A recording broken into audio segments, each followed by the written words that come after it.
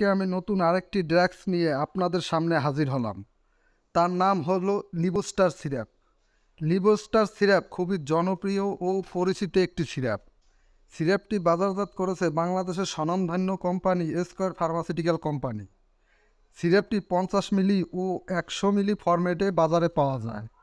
সিরাপটি আপনারা বাজারের যে কোনো ফার্মেসিতে পেয়ে যাবেন। সিরাপটি কেন ও কী কারণে খাবেন এইসব বিষয় নিয়ে আজকে আমরা কথা বলব। সিরাপটি খেলে এর কোনো পার্শ্ব প্রতিক্রিয়া আছে কি না এসব বিষয় নিয়ে আজকে মূলত আলোচনা। শিশুদের শ্বাসতন্ত্র অনেক লাজুক ও অতি সংবেদনশীল হয়ে থাকে, তাই আবহাওয়া পরিবর্তন হলে শিশুদের রোগবালাই অনেক বেড়ে যায়। তার মধ্যে বেশি যেটি দেখা যায় সেটি হচ্ছে কাশি। কাশি একটি কমন রোগ যেটি বাচ্চাদের প্রায়ই হয়ে থাকে। বাচ্চাদের কাশি হলে আমরা ডাক্তারের পরামর্শ না গ্রহণ করে ওর কথা বাজার থেকে বিভিন্ন ধরনের কাশির সিরাপ কিনে এনে খাইয়ে দিই। এগুলো মনের ভুলেও করবেন না। অনেক সময় শিশুদের যে সিরাপ দেওয়া হয় সেগুলো বড়রা খেয়ে থাকেন, যে কারণে শিশুর অনেক বড় ক্ষতি হতে পারে। তাই আপনারা ডাক্তারের পরামর্শ অনুযায়ী বাচ্চাদের জন্য ওষুধ কিনে থাকবেন, কারণ সব কাশি একরকম নয়। কাশির বিভিন্ন ধরন রয়েছে।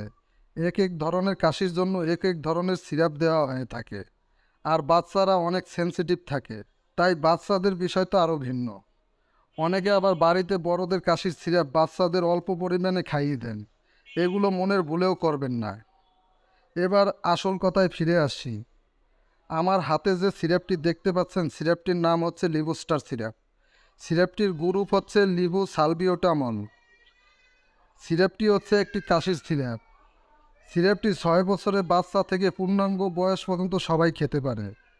সিরাপটি বাচ্চাদের জন্য বেশি ব্যবহৃত হয়ে থাকে। সিরাপটির কাজ হচ্ছে অবস্ট্রাকটিভ শ্বাসনালী রোগে ও ব্রঙ্কোস্পাজম প্রতিরোধের জন্য নির্দেশিত। সিরাপটি অ্যালার্জি ও ঠান্ডার জন্য ভালো কাজ করে থাকে। বিশেষ করে সিরাপটি কাশির জন্যই ব্যবহৃত হয়ে থাকে। যাদের বয়স 12 বছরের উপরে তারা সিরাপটি 2 চা চামচ করে দিনে 4 বার খেতে পারেন। যাদের বয়স 6 থেকে 12 বছর তারা সিরাপটি 1 চা চামচ করে দিনে 3 বার খেতে পারেন। পার্শ্ব প্রতিক্রিয়া। সিরাপটির কিছু পার্শ্ব প্রতিক্রিয়া রয়েছে। এটি খেলে বুক জ্বালাপোড়া, বমি বমি ভাব, বমি, ডায়রিয়া, কিছু ক্ষেত্রে দুর্বলতা, মাথা ঘোরা, মাথা ব্যথা, ক্লান্তি এবং ঘুম ঘুম ভাব আসতে পারে। দুগ্ধদানকালে ও প্রেগনেন্ট থাকাকালীন অবস্থায় সিরাপটি ব্যবহার করলে অবশ্যই ডাক্তারের পরামর্শ অনুযায়ী ব্যবহার করতে হবে। যাদের সিরাপটির প্রতি অতি সংবেদনশীলতা রয়েছে তাদের জন্য সিরাপটি খাওয়া যাবে না। যাদের লিভারে পাকস্থলীতে সমস্যা রয়েছে তারাও সিরাপটি খেতে পারবে না। আর যদি খেতে চায় তাহলে অবশ্যই ডাক্তারের পরামর্শ অনুযায়ী খেতে হবে। বন্ধুরা, আমি আমার ভিডিওতে বারবার করে আপনাদের বলি, যে কোনো ঔষধ সেবনের পূর্বে অবশ্যই ডাক্তারের পরামর্শ অনুযায়ী সেবন করতে হবে। না বুঝে না জেনে কোনো কিছুই খাওয়াবেন না, এতে আপনার মারাত্মক ক্ষতি হতে পারে। যাই হোক বন্ধুরা, এটি ছিল আজকের ভিডিও।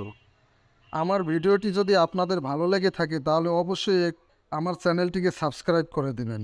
ধন্যবাদ সবাইকে, ভালো থাকবেন।